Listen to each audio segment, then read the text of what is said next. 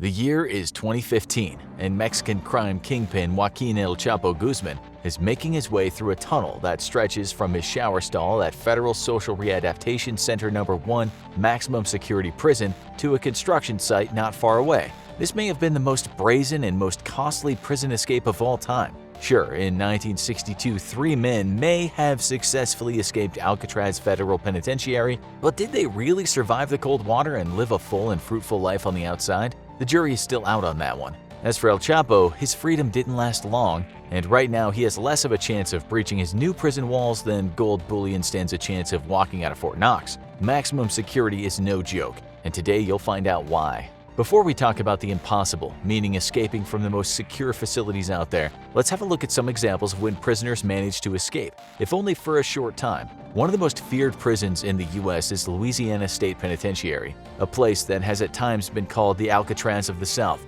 It has a reputation for being a brutal place to do your time and is not an easy place to escape from. So you might wonder how, in 1999, death row prisoner Leslie Dale Martin and 3 other men managed to leave the prison and taste freedom. When you're locked down 23 hours a day and under strictest supervision, there aren't too many options open to you. In many prisons, even when you are allowed out of your cell, fresh air time is just another cage, albeit a larger cage. So what do?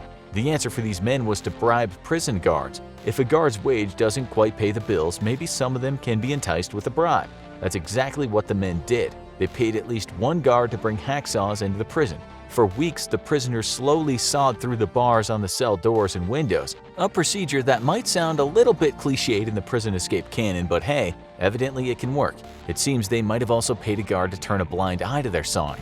The men got out of the prison and over the walls and made a run for it, but the alarm was soon raised and a chase team with bloodhounds went after them. They were soon all caught. In the aftermath, 2 corrections officers were fired and 2 were demoted. We should say that Martin planned another escape after that, but this time it involved taking hostages. If you can bribe an officer, or better, a few officers, that could be your best chance of escaping from a maximum security prison. But what about taking hostages? Could that work? Well, we don't need to go any further from Louisiana State Penitentiary to answer that. We don't even need to change the year. Not long before Martin made his short-lived escape, 4 convicted murderers got out. It looks like they too had managed to bribe a guard because it was revealed that guns had been smuggled into the prison and hidden inside a box in the wall. The prisoners retrieved those guns, and with them, they took a maintenance supervisor hostage. It was a predicament for the other officers inside the prison. There isn't much you can do when a gun is being held at an innocent man's head. In this case, the prisoners walked out of the prison with their hostage at their side. They then drove him to some nearby woods, tied him up, and ran for it. Simple, but effective. It didn't take long for the authorities to catch up with him. 2 men were caught soon after they fled into the woods, and 2 others were rearrested around 5 hours later. One man who was cornered put a gun to his own head as he really didn't want to go to prison again. So, as you've heard, escaping maximum security prison has been done using fairly old-school methods, notably bribing and hostage-taking. There have been much more elaborate escapes, ones that didn't require the cash and connections that El Chapo had. Take, for instance, the Texas 7. They escaped in 2000 from the John B. Connolly Unit, a maximum security state prison in the state of Texas. Their escape involved overpowering 9 civilian maintenance supervisors and 4 correctional officers as well as other inmates. Once they had those guys restrained, they removed their clothes and changed into them. They then left their victims gagged and tied up.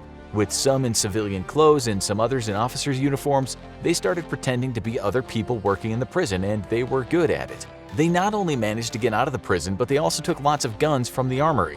They stole a maintenance pickup truck, and there was also a getaway car waiting for them outside the prison gates. Like the Alcatraz escape that may or may not have been successful, in the escape canon we can call this one elaborate. It took lots of planning. The men had to know where the guards were at all times. They even had to pick the right guards to overpower and steal clothes from. They basically had to plan the escape like someone might plan a very lucrative heist. Another escape has been compared to that of the Texas 7. This was back in the 70s, and it also involved a group of men, this time 6. Their escape from the maximum security facility Mecklenburg Correctional Center has been called the boldest and most elaborate escape in U.S. history. It certainly falls into the elaborate category of escapes, and if it weren't for the fact that those men were vicious killers, you might even call their escape funny. On that fateful day when they got out of the supposedly escape-proof prison, they overpowered the guards after much careful study. They too had spent months watching the guards and had even sized them up so they knew which guards' uniforms would fit them.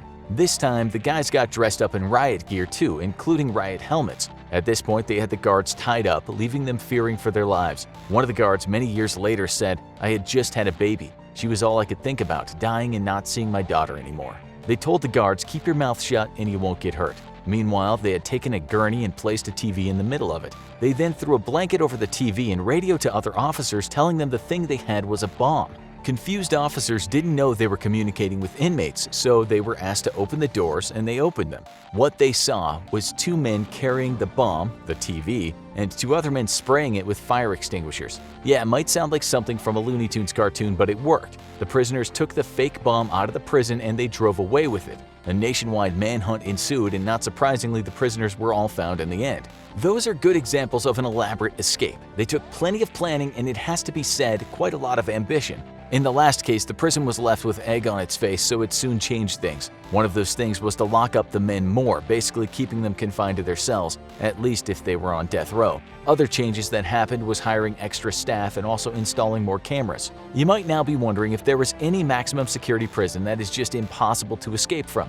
Imagine if a person has escaped before, maybe even numerous times before. What would you do with them? Dig a hole in the floor and throw them in it? Not quite. This isn't 1520, it's 2020. Prisoners have to have some rights. As for someone they just couldn't keep held down, we think the best example is a man named Richard Lee McNair. He escaped from prison 3 times, and one of those escapes, we kid you not, involved mailing himself out of the prison. The man was very intelligent, and he made a career out of escaping from prison. He also once bluffed a cop during an escape that has gone down in history as one of the most shameless lies ever caught on camera. So where do you put a man that can seemingly outfox the authorities when he wants and get out of prison with as much ease as Houdini removed a pair of handcuffs? The answer to the question is ADX Florence, the Supermax prison in Florence, Colorado, aka the Alcatraz of the Rockies. This place has been called extreme in terms of just how secure it is. Journalists have walked through its halls and said they were spooked out. The reason for that is because the place is just so quiet. You can hear a pin drop in there. It looks less like a prison and more like a facility at the fictional SCP Foundation. It sits 5,000 feet above sea level at the foot of Colorado's southern Rockies. What does that tell you? It tells you that even if you could somehow get over the walls or dig under the ground, you'd stand out like a white rabbit running through the desert. There's literally nowhere to run. This is where McNair is now housed. It's where El Chapo spends all his time. It's where many of the most dangerous prisoners in the USA live, and the ones that show just a bit too much aptitude in prison escape class. A prisoner here will be housed according to their security level. It's all high security, but when you hold the likes of El Chapo, well, you can't be too careful. All prisoners will be on permanent lockdown, meaning 23 hours a day in a cell that is soundproof. That is so prisoners cannot chat with each other. In each cell, there isn't really anything you could fashion tools out of. The Spartan cells come with a bed, a stool, and a desk, all made out of poured concrete. There's a sink that doesn't have a tap that could be pulled off, and a shower that can't be used to flood the cell. That means no dragging officers in there in the night, getting them in the cell and hitting them with a tool a prisoner has made. Not gonna happen. There is a TV, but that's bolted inside the wall. Just for added torture, it plays mostly religious shows. It should be added that prisoners have no idea where they are in the facility because their only window to the world looks at the mountains and the sky. When prisoners leave their cells for recreation, they're handcuffed and often shackled, and then, with at least 2 officers, they're taken to the recreation area. This is not a yard, but more like a walled-up basketball court. Some inmates have been known to call them dog kennels. Another thing you need to know is that the officers there are very professional and they're paid well for what they do. Bribery is totally out of the question. The guards in the towers are equipped with precision rifles. It helps that they're all trained marksmen. If for some reason a prisoner should ever move freely around the prison, the CCTV technology is second to none, as are the pressure pads that a prisoner might step on and then set off an alarm. If an inmate ever got outside, they'd not only be faced with armed marksmen, but they'd have to scale a 12-foot-tall razor wire fence. If they got over that, they'd have to run through the desert. You can't order a getaway car at ADX Florence. It would be spotted a long time before it got anywhere close to the prison. So how to get out? Simple hostage taking is impossible. The guards can't be bribed. How does a person come up with an elaborate plan when they're locked down most of the time and have no idea where they are in the prison? They're basically kept in a modern dungeon, something human rights activists aren't happy about, and the reason why quite a few inmates took their life when they got the chance. But so-called escape-proof prisons have been escaped from before. Could it happen again? The fact is, officers can become complacent, while inmates have all the time in the world to cook up a plan. They can't be denied visits from legal counsel, so they do have a way to communicate with the outside world. It's doubtful that any prisoner could escape after walking out of the cell door. Well, two doors, one with bars and another that is solid steel. Even if someone got outside of those, there are many other remote-controlled doors around the prison. There's just too much security. So we think an El Chapo type of escape wouldn't be in the cards. There is a golf course not too far away, and there's also a very small town with a population of 3,914.